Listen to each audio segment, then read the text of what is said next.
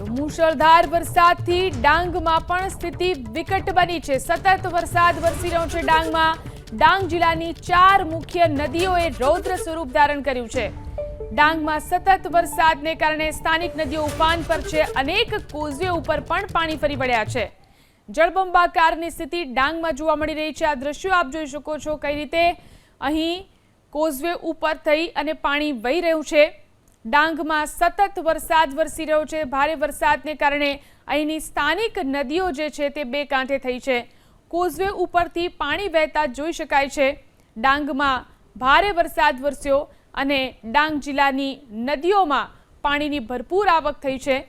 નદીઓ બે કાંઠે વહેતી જોવા મળી રહી છે અને નદીનો જે પ્રવાહ છે, પાણીનો પ્રવાહ તે કોઝવે ઉપર થઈને પસાર થઈ રહ્યું છે।